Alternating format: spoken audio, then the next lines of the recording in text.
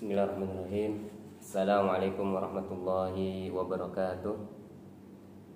Innal hamdalillah nahmaduhu wa nasta'inuhu wa nastaghfiruh wa na'udzu billahi min shururi anfusina wa min sayyiati a'malina may yahdihillahu fala mudilla lahu wa may yudlilhu fala hadiyalah. Asyhadu an la ilaha illallah wahdahu la syarika lahu wa asyhadu anna Muhammadan abduhu wa rasuluhu. Qala Allah ta'ala fil Qur'anil Karim, a'udzu billahi minasyaitonir rajim. Syahrul Ramadan alladzi unzila fihi al-Qur'an hudan lin-nasi wa bayyinatin minal huda wal furqan faman syahida minkum asyhara falyasum. Wa qala Rasulullah sallallahu alaihi wasallam, man shoma ramadhana imanan wa ihtisaban ghufira lahu ma taqaddama min dhanbihi. Wa qala aidan idza jaa Ramadan futihat abwabul jannah wa ghuliqat abwabun nar wa sufidatisy syayatin. Shadaqallahul azim wa sadaqa nabiyuna Muhammadin sallallahu alaihi wasallam. Kaum muslimin dan muslimat rahimani wa rahimakumullah. Alhamdulillah, puji syukur kita kepada Allah Subhanahu wa taala yang telah memberikan nikmat kesehatan, keimanan, serta menjadikan kita sebagai orang-orang yang beriman. Mudah-mudahan kita semua tetap istiqomah dalam menjalani kehidupan ini dengan iman dan amal soleh. Salam berikan salam kita curahkan kepada Sayyiduna Muhammadin sallallahu alaihi wasallam wa azwajihi wa dzurriyyatihi wa ashabihi wa man tabi'ahum bi ihsanin ila yaumiddin. Dan mudah-mudahan kita termasuk dari pengikut beliau yang setia hingga ajal menyebut kita. Para jamaah yang dirahmati Allah, Ramadan merupakan bulan yang sangat mulia. Di dalamnya terdapat keutamaan-keutamaan yang sangat-sangat luar biasa. Mulai dari ketika datangnya bulan Ramadan, pintu-pintu kebaikan dibuka, kemudian pintu surga ya, dibuka lebar-lebar, pintu neraka ditutup rapat-rapat, kemudian setan-setan pun dibelenggu oleh Allah Subhanahu wa taala. Kemudian ada yang menyuruhkan, ya bagiyal khair aqbil, wahai orang-orang yang senang dengan kebaikan, maka berbanyaklah berbuat kebaikan. Wa ya bagiyal syarri aqsir, wahai orang-orang yang suka berbuat keburukan, kejahatan, persikitlah, tinggalkanlah keburukan tersebut. Kenapa? Karena Allah Subhanahu wa taala akan membebaskan di malam-malam Ramadan orang-orang yang beriman dari api neraka Allah Subhanahu wa taala. Selanjutnya, agar kita menjadi orang-orang mukmin yang produktif dalam menjalani aktivitas harian di bulan Ramadan, insya Allah pada kesempatan kali ini kita akan menjelaskan apa saja sih amalan-amalan ataupun kegiatan-kegiatan yang harus kita kerjakan satu harian di bulan Ramadan. Ya, satu hari di bulan Ramadan ini apa sih? Dari jam makan sahur sampai malam hari tidur lagi, kira-kira apa yang harus kita kerjakan? Kenapa? Karena orang yang cerdas itu adalah orang yang aksaruhum lil mauti dzikran, orang yang senantiasa mengingat kematian. Wa ahsanuhum, ya, kemudian orang yang paling baik setelah itu adalah isti'dadan lima ba'dahu, yaitu orang yang senantiasa beristi'dad, mempersiapkan bekal untuk menuju hari berikutnya. Maksudnya hari ya setelah alam kehidupan dunia ini, alam kubur dan seterusnya, itu akhirat Allah Subhanahu wa taala. Kita mulai, ya, ada ringkasan kami yaitu aktivitas harian selama Ramadan. Di sini ada amalan-amalan yang harus kita kerjakan mulai dari waktu sahur, waktu subuh, pagi, terus sampai ya menjelang tidur, dan yang terakhir itu i'tikaf di bulan Ramadan. Kira-kira apa aja yang harus kita kerjakan? Yang pertama, kita mulai dari waktu sahur. Waktu sahur.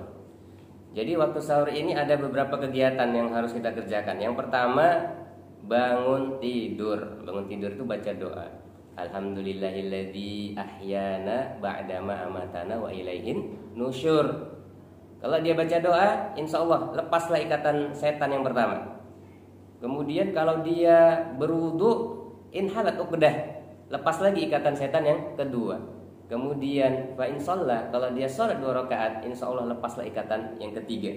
Kemudian Rasulullah SAW beliau mengatakan, fa asbaha nasyitan thayyiban nafsi, maka dia di pagi hari itu dalam keadaan berjiwa yang baik, senantiasa produktif dalam beramal soleh. Tapi kalau baru bangun tidur dia nggak baca doa, nggak berwudu, ya, atau langsung cuci tangan dan makan, maka bisa dipastikan bahwasanya kata Rasulullah, wa illa asbaha khabisan nafsi kaslan, maka dia akan menjadi orang yang jiwanya buruk, kurang bersemangat dalam ya beramal soleh. Jadi di waktu sahur ya, bangun tidur itu zikir, baca doa ya, baru bangun tidur baca doa, kemudian wudu, kemudian sholat dua rakaat. Terus amalan yang kedua, kalau kita sudah berwudu kemudian sholat ringan, bolehlah minimal 2 rakaat atau berapa rakaat sholat tahajud ya sholat tahajud. Kalau yang dia udah mengerjakan 11 rakaat di sholat tarawih gimana Pak Ustadz? Ada yang 23, ada yang 40, apakah boleh lagi sholat? Boleh, baru bangun tidur ya wudu, kemudian sholat, boleh sholat lagi, sholat malam, nggak masalah. Karena sholatul lail masna, sholat malam itu 2 rakaat, dan tidak terhitung berapa jumlahnya. Karena memang yang paling afdol dalam mengerjakan sholat malam itu adalah afdolus sholat tulul kunut, yaitu orang yang paling lama berdirinya. Jadi orang yang paling lama berdiri menghadap Allah ketika qiyamul lail itulah yang paling afdol di hadapan Allah Subhanahu wa taala. Jadi boleh dia sholat malam lagi bangun tidur ya, kemudian kalau dia belum menutup witir maka tutup witir. Yang penting la witroni fi lailatin, tidak ada 2 witir dalam satu malam. Kemudian amalan yang berikut yang ketiga yaitu berdoa sesuai hajat. Apalagi kalau bangunnya di sepertiga malam. Karena Allah berfirman dalam hadis qudsi, yanzilu rabbuna tabaraka wa ta'ala. Rasulullah SAW bersabda dalam hadis yang dari sahabat Abu Hurairah, hadis riwayat Bukhari dan Muslim, bukan hadis qudsi, yanzilu rabbuna tabaraka wa ta'ala. Allah turun ke langit dunia, ila samai dunya hina yabqa sulusul lail. Ya, Allah turun ke langit dunia di sepertiga malam. Apa yang Allah firmankan kepada hamba-hambanya? Mayyad'uni fa astajib lahu. Orang yang berdoa kepadaku, aku akan mengabulkannya. Wa faman sa'alahu fa'utiyahu. Barang siapa yang meminta kepadaku, aku akan memberinya. Kemudian wa may yastaghfiruni fa'aghfiru lahu. Barang siapa yang mohon ampun kepadaku, maka aku akan memberikan ampunan kepadanya. Jadi habis salat malam 2 atau 4 rakaat ya, kemudian ditutup witir, kemudian berdoa kepada Allah Subhanahu wa taala. Kemudian setelah itu makan sahur, mempersiapkan makan sahur. Kenapa? Karena makan sahur ini tasaharu fa inna fis sahuri barakah. Makan sahurlah kalian karena sesungguhnya dalam makan sahur itu terdapat berkah, biar kita semakin aktif, sehat, kemudian kuat dalam menjalani amal-amal soleh di siang hari di bulan Ramadan. Kalau dia sudah makan sahur ya, maka insya Allah ya badan fisiknya akan semakin kuat dan memberikan dorongan motivasi yang kuat untuk beramal soleh. Ini jangan ditinggalkan. Karena kebiasaan orang itu biasanya ya kalau buka puasa makannya banyak-banyak, gorengan, ya risol, bakwan, es, akhirnya nggak selera lagi makan malam. Makan malamnya kapan nanti? Habis taraweh duduk dulu ngopi-ngopi, akhirnya jam 12 malam lah baru makan malam. Pas mau sahur nggak selera lagi karena sudah kenyang. Ini biasanya harus dirubah. Ya udah, buka puasa habis maghrib langsung makan, jangan ditunda-tunda biar semakin produktif kita dalam beramal soleh.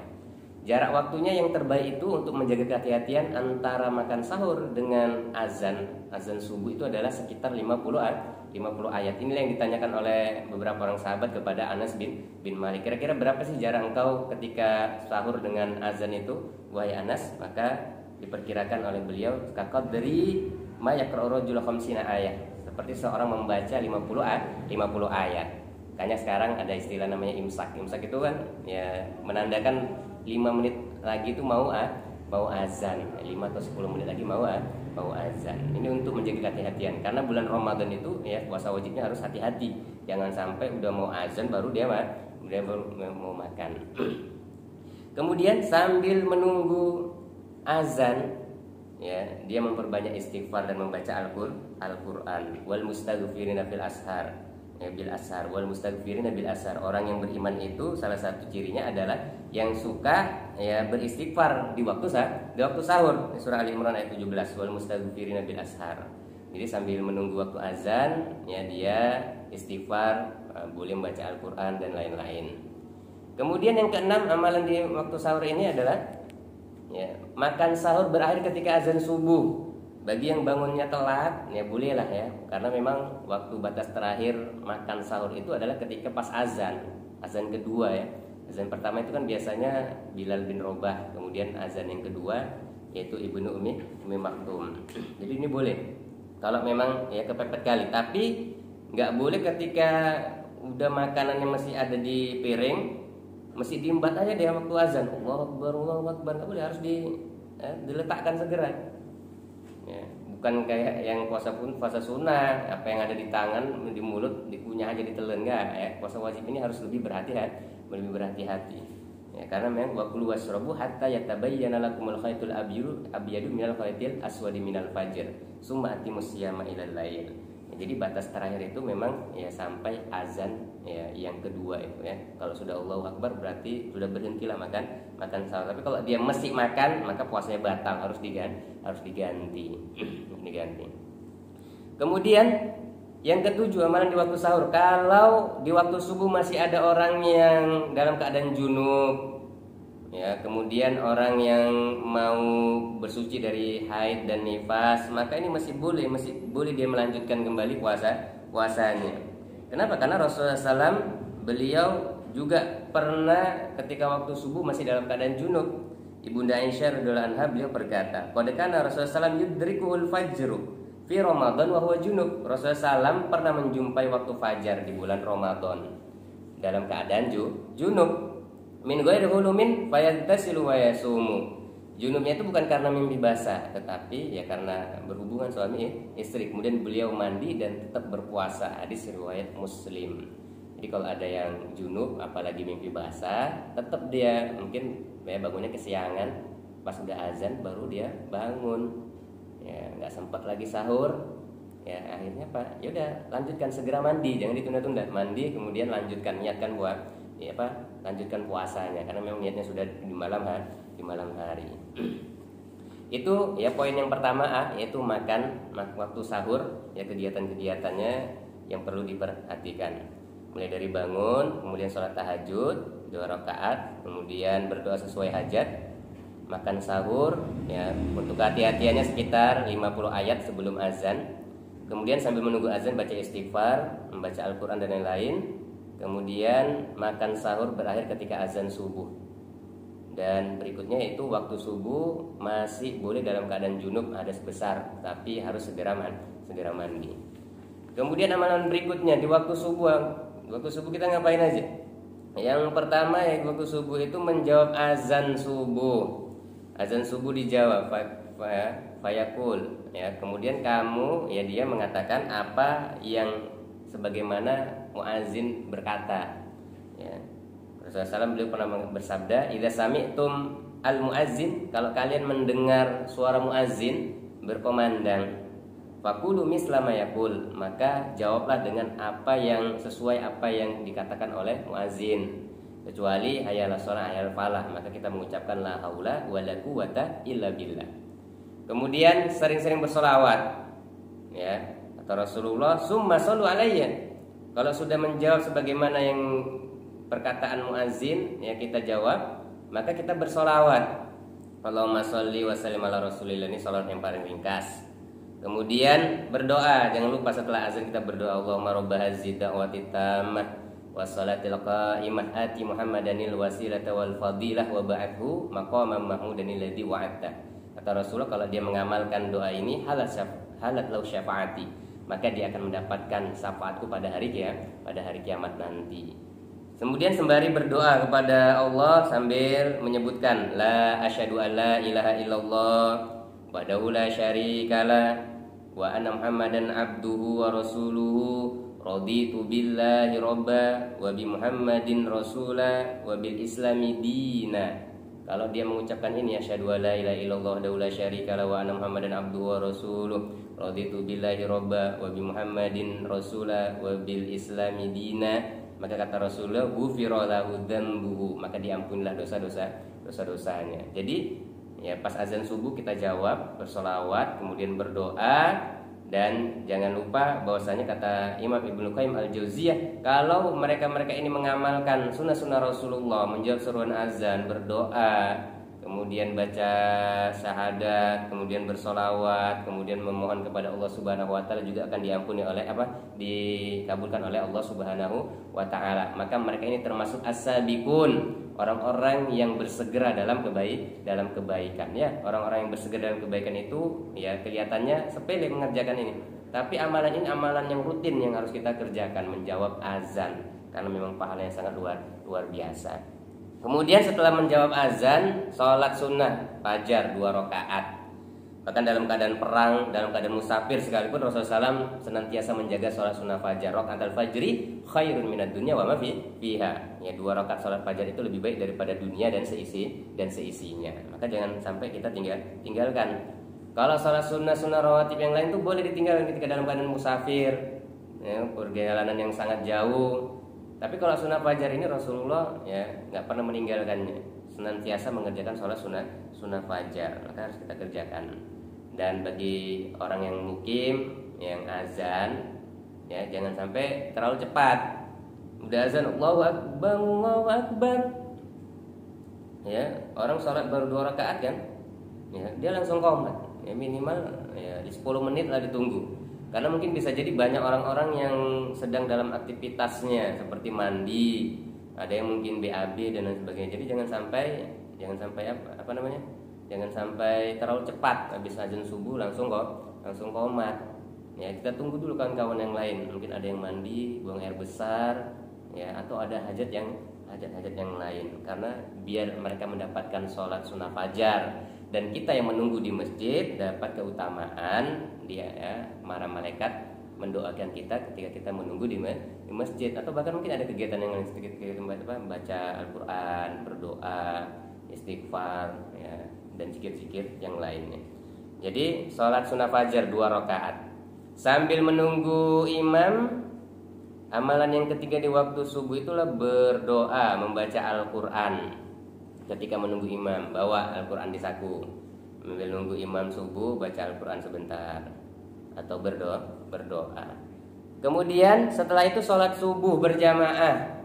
Laki-laki jangan lupa di masjid. Perempuan sholat berjamaahnya, sholat wajibnya di rumah. Karena sholat terbaik wanita itu adalah di rumah. Tapi kalau mereka mau ke masjid nggak apa-apa, yang penting aman dari fitnah. Selanjutnya sholat subuh tadi udah. Setelah sholat subuh zikir pagi. Ya, membaca al-maksurat, jangan lupa al-maksuratnya dibaca. Zikir pagi itu ya banyak ya, yang mesti kita baca. Ada bismillahirrahmanirrahim, ma'asmi syai'un fil ardi wala fis sama'i wa wassamil alim. A'udzu bikalimatil tammah min syarri ma khalaq. Baca ayat kursi, al-ikhlas, al-falaq, an-nas, dan al-maksurat doa-doa yang lainnya. Kalau udah selesai baca Al-Quran. Terus wa qa'ada wa yadhkurullah hatta tatlu asyamsu. Kalau dia sudah berzikir, baca maksurat, baca Al-Quran sampai nanti ya terbitnya matahari. Barulah setelah itu ya dia mengerjakan sholat Isra 2 rakaat. Insya Allah kata Rasulullah, kana lahu ka'ajrin hajjatin wa umrotin. Kalau Rasulullah SAW tamatin. Orang yang sholat 2 rakaat setelah terbitnya matahari, kurang lebih setelah terbitnya matahari itu 15 menit menurut Syekhul Islam menurut Syekh Muhammad bin Shalih Al-Utsaimin rahimahullah taala. Beliau mengatakan setelah terbitnya matahari sekitar 15 menit. Contoh kalau waktu isyraqnya ada itu jam 6.15, tinggal tambahkan aja. Ya, 15 menit lagi berarti setengah 7 sholat kita 2 rakaat. Ya, di situ kalau kita tapi pakai syarat. Habis dia berjamaah di masjid, ya, fi jama'atin di masjid, kemudian berzikir, baca Al-Qur'an, tidak keluar dari masjid kecuali yang mendesak tadi, seperti ke kamar mandi, batal wudunya atau yang lainnya, maka dia akan mendapatkan pahala seperti haji dan umroh sempurna. Boleh kita praktekkan ya sekali. Ya, ba'da subuh berzikir ya sampai terbitnya matahari. Itulah amalan-amalan yang dilakukan di waktu subuh. Jangan sampai ya kita lewatkan pahala-pahala yang sangat luar biasa yang kita lakukan di waktu subuh. Kemudian paginya ngapain kita Pak Ustaz?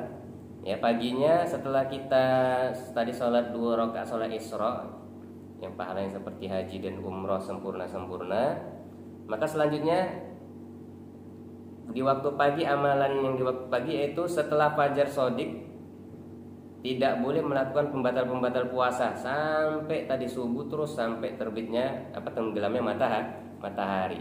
Pembatal-pembatal puasa itu kan banyak. Makan minum dengan sengaja. Nah, kalau lupa, mungkin baru pertama kali dia puasa, lupa siang hari ya minum es, ya udah nggak batal puasanya. Pas ingat ya ditinggalkan minum esnya. Habis itu lanjutkan kembali puasa Ramadannya.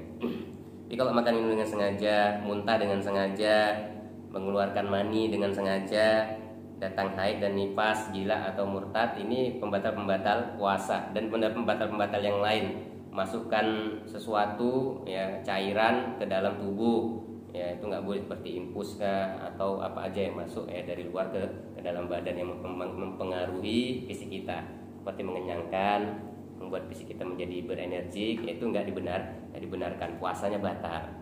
Ya, jadi di waktu pagi menahan diri untuk tidak melakukan pembatal-pembatal puasa. Yang berikutnya amalan di waktu pagi, meninggalkan hal-hal yang diharamkan. Seperti berdusta, bohong, namimah, ngadu domba, perbuatan-perbuatan maksiat ataupun dosa-dosa besar yang nggak boleh dikerjakan. Man lam yada' qaula zur wal 'amala bihi falaysa lillahi hajatun fi ayyada ta'ama wa syarabahu. Kalau ada orang yang suka berkata-kata dusta, kotor, maka Allah nggak butuh dengan puasa, nggak butuh dengan puasanya, nggak butuh dengan apa yang di siang harinya dia meninggalkan makanan minuman, karena hampa dia. Orang puasa tapi kerjaannya dusta, namimah, ngadu domba, ya, kemudian ceritain orang lain, ghibah dan lain-lain. Ini nggak boleh ya. Selanjutnya di waktu pagi yaitu sholat duha. Boleh minimal 2 rakaat, 8 rakaat ya, menurut beberapa pendapat ya maksimal tidak dibatasin, mau berapa aja terserah ya. Sholat duha. Batas akhir waktu sholat duha itu sekitar 15 menit sebelum duhur ya, sebelum duhur. Awal waktu duhanya ketika waktu Isra tadi ya, pas matahari terbit sekitar 15 atau 20 menit, yaitu itu batas awal dari waktu sholat duha sampai kurang lebih 15 menitan sebelum duhur ya, itu kita kerjakan sholat duha minimal 2 rakaat. Insya Allah bisa memberikan rezeki, menambah rezeki kita, kemudian rezeki yang mungkin sebelumnya banyak menjadi lebih banyak dan lebih barokah. Kemudian amalan berikutnya di waktu pagi, bekerja seperti biasa. Mau dia bekerja sebagai kuli bangunan, masuk kantor, ngajar ya, atau apa aja ya, maka insya Allah ya itu berkah yang bekerja, bismillah. Tapi ya disesuaikan kondisinya ya. Kalau banyak yang berpuasa, biasanya waktu jam kerja di bulan Ramadan itu agak dikurangin ya, jadi biar dia bisa maksimal dalam melaksanakan ibadah-ibadah di bulan Ramadan. Kemudian bersedekah ya, di bulan Ramadan perbanyak bersedekah, karena Rasulullah SAW itu sedekah di bulan Ramadan itu beliau lebih kencang lagi daripada bulan-bulan yang lainnya. Bahkan Rasulullah SAW juga menyebutkan ya, bagaimana yang disebutkan oleh sahabat Ibnu Abbas, ajwadu bil khair minarihil mursalah. Bahkan Rasulullah SAW itu dermawannya lebih ya bagus lagi ya, lebih kencang lagi sedekahnya, seperti angin yang berhembus ya, luar biasa Rasulullah dalam sedekah di bulan Ramadan. Masih banyak saudara-saudara kita yang membutuhkan makanan, minuman, pakaian, bahkan ada mungkin ibu-ibu yang di pengajian yang susah, kita bantu ya. Insya Allah barang siapa yang memberikan kemudahan ya di dunia, maka Allah Subhanahu wa taala akan memberikan kemudahan juga nanti dia di akhirat. Kemudian di waktu-waktu senggang baca Al-Qur'an. Ya, baca Al-Qur'annya kalau mau satu kali hatam berarti satu hari satu juz. Kalau mau 2 kali hatam satu hari berarti 2 juz, terus ya ditingkatkan membaca Al-Qur'an, karena memang Al-Qur'an itu akan memberikan syafaat. Iqra'ul Qur'an fa innahu ya'ti yaumal qiyamati syafi'an li ashabihi. Bacalah Al-Qur'an karena sesungguhnya Al-Qur'an itu akan memberikan syafaat kepada orang yang membacanya pada hari kiamat. Baca Al-Qur'an di waktu yang senggang. Kemudian menjelang zuhur ya, qailulah dulu, tidur sebentar. Qailulah ini tidur ya sebelum zuhur. Kilu fa inna syaiton la takilu. Tidur sianglah kalian karena setan tidak mengambil tidur siang. Hadis riwayat Abu Nuaim. Tidur siang ya maksudnya menjelang mau zuhur ya kita sempatkan dulu tidur siang. Kenapa? Karena memang faidah keutamaan tidur siang ini menurut Imam Al-Syirbini Khatib rahimahullah taala, beliau mengatakan orang yang tidur sebelum waktu zuhur itu dia ibarat seperti orang yang sahur bagi orang yang berpuasa. Jadi badan kita dicas lagi, dicas biar nanti ba'da zuhur ya tambah lagi ibadahnya. Baca Al-Qur'an kan, zikir atau baca doa. Jadi jangan lupa tidur sih, ya tidur siang. Maksudnya tidur siang itu sebelum waktu zuhur. Kemudian menjawab azan zuhur, sholawat dan doa. Ya, usahakan pakai timer biar bangun zuhurnya bisa mendapatkan azan zuhur. Kemudian kita jawab sholawat, doa, karena keutamaannya ya seperti ya muadzin tadi. Memang muadzin itu afdal dia, karena memanggil semua manusia, bahkan bangsa jin dan manusia. Maka Rasulullah SAW juga beliau pernah mengatakan au kama qala wa yashhadu kulla rabbin wa yabisin. Maka akan bersaksi nanti pada hari kiamat setiap benda-benda yang basah maupun yang kering pada hari kiamat. Manusia dan jin pun akan menjadi saksi. Makanya orang yang azan ini pahalanya ya luar biasa ya besarnya, karena mereka memanggil orang-orang yang azan. Setiap orang yang azan dia mendapatkan setiap orang yang datang ke masjid dia mendapatkan pahala. Jadi menjawab azan. Kemudian kalau sudah menjawab azan, jangan lupa qabliyah zuhur, boleh 2 rakaat, boleh 4 rakaat. Ya, kalau 2 rakaat ini dari sahabat Ibnu Umar, 4 rakaat dari Ibunda Aisyah radhiyallahu anha. Ya begitu juga dari ya istri Rasulullah itu Ummu Habibah. Kemudian sholat zuhur. Ya. Setelah itu ya sholat zuhur, jangan lupa berjamaah. Kemudian ba'diyah zuhurnya 2 boleh juga, atau 4 rakaat. Setelah ba'diyah zuhur tadi 2 atau 4 rakaat ya menyiapkan ya berbuka puasa atau masakan. Jadi suami membantu istri masak di rumah ya misalnya. Kemudian kalau yang belum istirahat tadi sebelum zuhur boleh istirahat atau membaca Al-Qur'an. Bebas, karena Rasulullah SAW itu luar biasa ya beliau. Ya bukan istrinya saja yang masak atau istrinya yang menyiapkan makanan, tapi beliau juga membantu. Ya ketika berada di tengah keluarganya, Aisyah menjawab Rasulullah SAW biasa membantu pekerjaan keluarganya.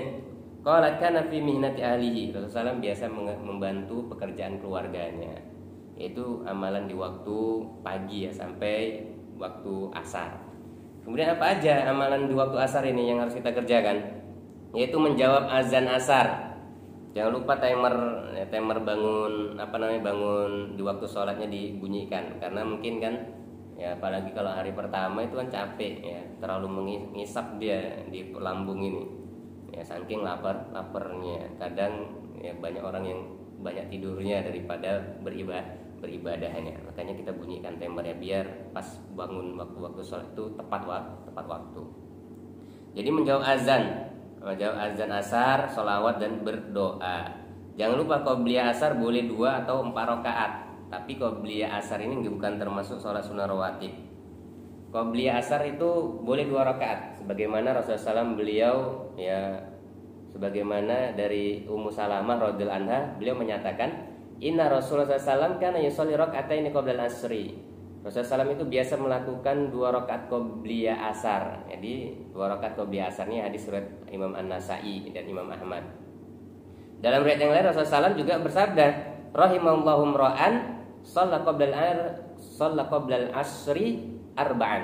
Rasulullah SAW ya beliau bersabda, semoga Allah merahmati orang yang dia mengerjakan sholat qobliyah asar 4 rakaat. Hadis riwayat Imam Abu Daud dan Tirmidzi. Jadi qobliyah asar ini boleh 2 atau 4 rakaat. Kemudian sholat lagi ya, sholat asar berjamaah. Kemudian apa lagi amalan yang ketika menjelang berbuka, habis asar udah menjelang berbuka, yaitu mempersiapkan makanan buka puasa. Ya, jadi jangan lupa mempersiapkan ya makanan buka puasa. Seadanya lah, nggak usah terlalu berlebihan. Kita biasakan keluarga kita itu makanannya ya biasalah. Jangan berlebihan, seadanya aja. Jangan terlalu banyak, tidak berlebihan, ya sedikit untuk melatih mereka supaya hidup zuhud, supaya melatih mereka hidup susah, supaya melatih mereka untuk merasakan penderitaan saudara-saudaranya yang kelaparan. Jadi biasakan ya, agar keluarganya itu ya simpati dan empati kepada orang-orang yang miskin dan orang-orang yang kelaparan. Menyiapkan berbuka puasa ya, atau dia memberikan bukan puasa atau apa aja kegiatannya, atau menjadi panitia kegiatan berbuka puasa. Karena memang pahalanya luar biasa ini. Man fattara sha'iman, barang siapa yang memberi bukaan puasa, kana lahu mislu ujuri, ya, kana lahu mislu ajri. Maka dia seperti orang yang memberi bukaan puasa tadi akan mendapatkan pahala puasa orang tersebut. Ghayra anna la yanqusu min ajri shaimi syai'an, dan bahkan tidak mengurangi pahala puasa orang yang kita beri bukaan puasa tersebut. Ya, luar biasa ya. Berapa aja tuh, satu kurma, es yang 5 ribuan ya, atau apa aja, insya Allah ya itu akan kita mendapatkan pahala orang yang berpuasa tadi ditransfer kepada kita tanpa mengurangi nilai pahala orang yang berpuasa. Sambil menunggu buka puasa, bermajelis ilmu. Banyak ini kegiatan majelis ilmu. Bisa baca, kita selesaikan buku satu adab misalnya, adab-adab muslim ya, misalnya ada 30 adab, 30 adab. Satu hari ini satu adab, besok ya satu adab lagi, terus sampai 30 hari alhamdulillah bisa 30 adab. Bisa lah nanti takmir masjid BKM-nya mengadakan acara sebelum buka puasa 30-an menit sebelum buka puasa dibacakan buku-buku adab. Adab yang pertama, adab berbuka puasa. Besok ya, adab ketika bertamu, adab ketika ya ketika memenuhi undangan, terusnya ya, biar kita mendapatkan ilmu, kajian ilmu ketika menjelang berbuka. Kemudian setelah itu memperbanyak doa. Kegiatan menjelang berbuka memperbanyak doa. Memang orang yang berpuasa ini seluruh waktunya dari mulai tadi ba'da subuh sampai matahari tenggelam itu ya dia doanya senantiasa dikabulkan oleh Allah Subhanahu wa taala. Sampai kapan? Sampai hina yuftir, sampai ketika dia berbuka puasa. Jadi memperbanyak doa. Kemudian ketika mau berbuka puasa mengamalkan adab-adab berbuka puasa. Di antaranya apa? La yazalun nas bi khairin ma'ajjalul fitrah. Manusia akan dengan senantiasa berada dalam kebaikan selama mereka menyegerakan berbuka puasa. Waktu berbuka puasanya disegerakan. Segera di sini maksudnya sesuai dengan waktunya. Ya, tidak seperti orang-orang ahli kitab. Mereka berbuka puasa nunggu datangnya bintang, diperlama. Jadi orang mukmin buka puasanya cepat ya, bersegera sesuai dengan waktunya. Kemudian kalau ada kurma, sediakan kurma, tamar, utok, ya, seteguk air. Kemudian apa lagi? Jangan lupa baca bismillah. Ya, ketika minum baca bismillah. Barulah ketika itu baca doa. Zahabaz zama'u wa batalatil uruq wa sabatal ajru insyaallah. Zahabaz zama'u, telah hilang rasa dahaga. Wa batalatil uruq, dan telah basah urat-urat. Wasabatal ajru, dan pahala sudah ditetapkan insya Allah. Atau adab-adab yang lain, baca minum susu misalnya, Allahumma barik lana wa zidna minhu, itu doa minum susu. Kalau kita buka puasa di rumah orang lain, baca doa, jangan lupa aftara indakumus shaimun wa akala ta'amakumul abrar wa salat alaikumul malaikah. Atau setelah selesai makan tadi, jangan lupa baca doa. Alhamdulilladzi at'amani hadza wa razaqanihi min ghairi haulin minni wala quwwah. Ini doa-doa ini harus ya kita hafal biar kita mendapatkan pahala yang berlipat-lipat ganda di bulan Ramadan. Jangan pula enggak kita kerjakan ya sunnah-sunnah di bulan Ramadan, sunnah-sunnah berbuka puasa. Jadi ya inilah diantara sunnah-sunnah berbuka puasa. Selanjutnya sudah waktu maghrib tadi, jangan lupa kalau mendengarkan azan di sela-sela kita berbuka sambil dijawab ya, supaya kita mendapatkan fadilah keutamaan menjawab azan tadi ya. Berikutnya di waktu maghrib kita ngapain lagi? Waktu maghrib kalau sempat tadi pas buka puasa mendengarkan azan, jawab azannya, sholawat dan berdoa.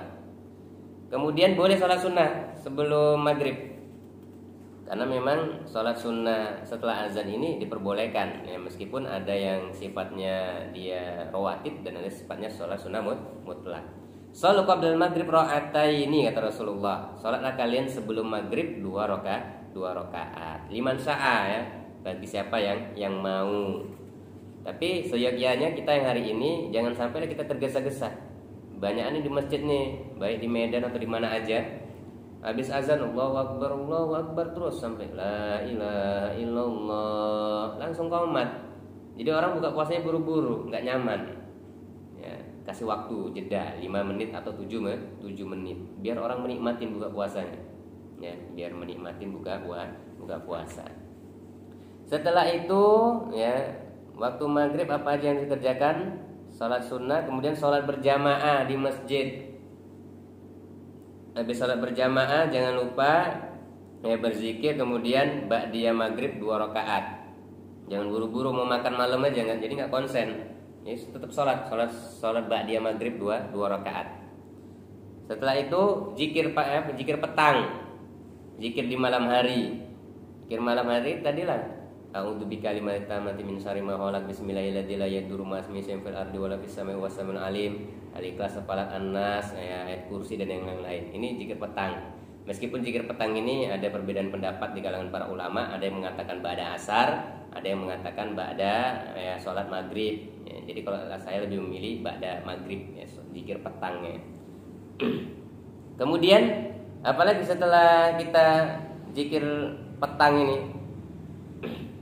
Makan malam bersama keluarga ya, makan malam bersama keluarga. Kalau makanannya enak, dipuji makanannya. Ni'mal udulu al-khallu, ni'mal udulu al-khallu. Rasulullah SAW beliau bersabda, sebaik-baik lauk adalah cuka. Sebaik-baik lauk adalah cuka ya. Kalau makan yang sedap, enak, renyah, gurih, ya puji makanan tadi.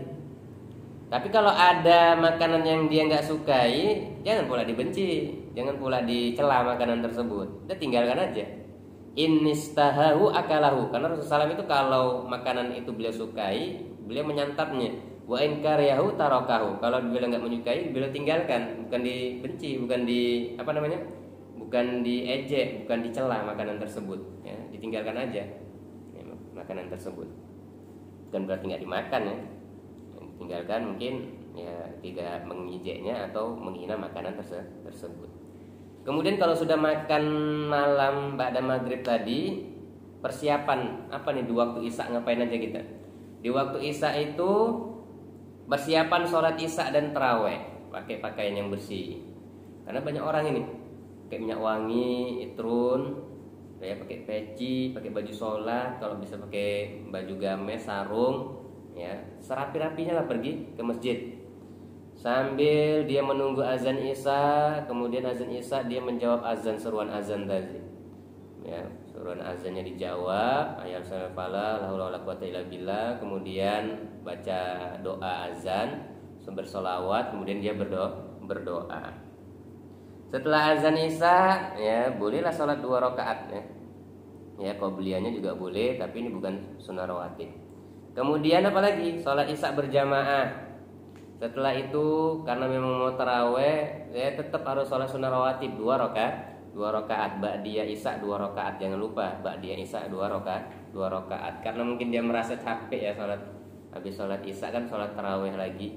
Udahlah nggak usah sholat ya ba'diyah isya lah, tetap sholat 2 rakaat. Kemudian mendengarkan kultum.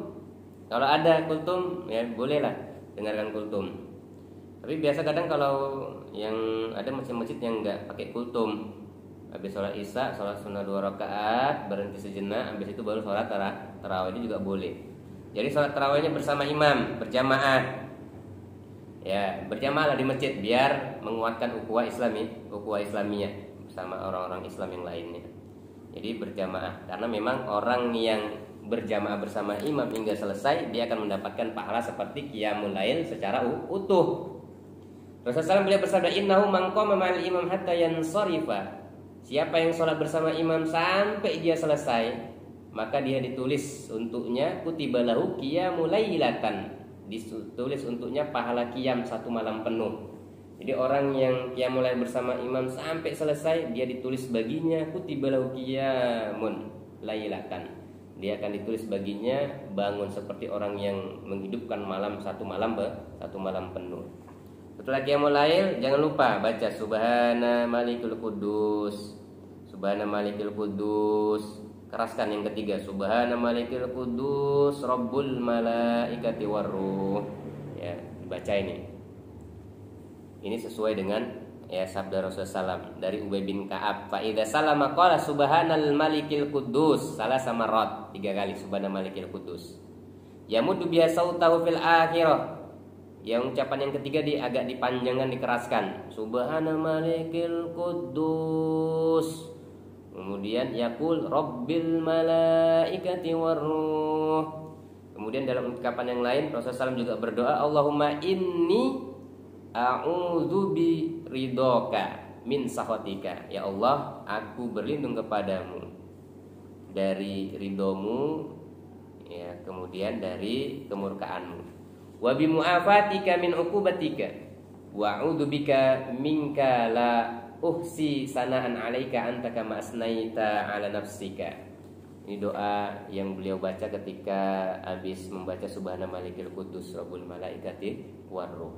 Allahumma inni a'udzu biridhoka wa min sakhatika wa bi mu'afatika min uqubatika wa a'udzu bika minka la uhsi sana 'alaika anta kama asnaita 'ala nafsik.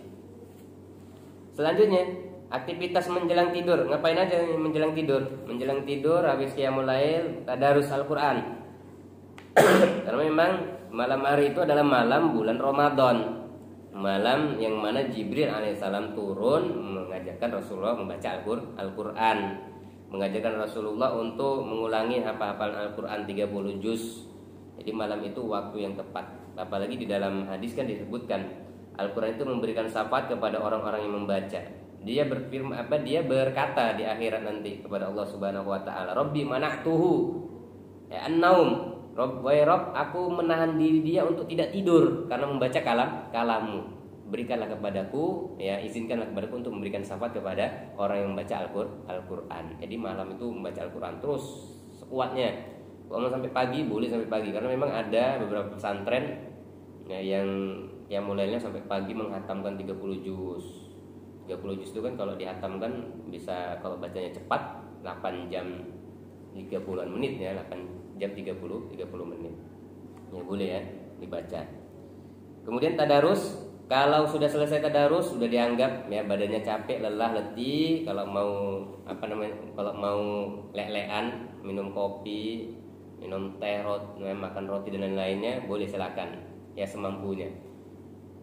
Apalagi amalan berikutnya yaitu tidur lebih awal. Tidur lebih awal, jangan lupa ya tidur, karena Rasulullah SAW juga mengajarkan kita. Kalau aku ya biasanya kata Rasulullah, aku juga tidur, aku juga sholat malam. Jangan nggak tidur. Tidur juga untuk menguatkan fisik kita.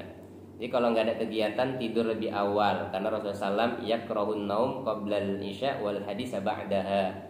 Rasulullah SAW sangat membenci tidur, orang yang tidur sebelum isya atau orang yang banyak ngomong yang nggak jelas setelah sholat isya. Jadi tidurnya sebelum tidur ini ambil wudu, jangan lupa baca doa bismika Allahumma amutu wa ahya, kemudian baca ayat kursi, al-ikhlas, al-falaq, an-nas ya, kemudian diusap ke seluruh badan, seluruh tubuh. Biar apa? Biar ikatan setan tadi itu nggak berfungsi lagi sama orang-orang yang beriman. Kemudian amalan berikutnya itu seperti i'tikaf di 10 hari terakhir di bulan Ramadan untuk mendapatkan keutamaan malam Lailatul Qadar. Karena Rasulullah SAW itu biasa beriktikaf 10 hari terakhir di bulan Ramadan.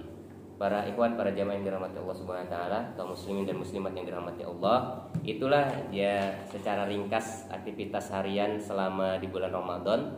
Satu harian full di bulan Ramadan apa aja, mulai dari waktu sahur, waktu subuh, waktu pagi, waktu asar, menjelang berbuka, waktu maghrib, waktu isya, menjelang tidur, hingga i'tikaf. Ya, ini bisa kita nanti checklist setiap harinya ya, agar menjadikan Ramadan tahun ini menjadi Ramadan yang sangat efektif untuk menambah kualitas ibadah dan amal soleh kita di hadapan Allah Subhanahu wa taala. Mudah-mudahan Ramadan tahun ini kita diberikan kemampuan untuk mengerjakan amal-amal ibadah, diberikan taufik ya untuk mengerjakan amal soleh sebanyak-banyaknya semampu kita, dan fisik kita tetap sehat, iman kita kuat, dan kita menjadi orang-orang yang diampuni oleh Allah Subhanahu wa taala dan dibebaskan dari azab dan neraka Allah Subhanahu wa taala. Amin ya rabbal alamin. Subhanaka Allahumma wa bihamdika asyhadu an la ilaha illa anta astaghfiruka wa atubu ilaik. Kurang lebihnya kami maaf.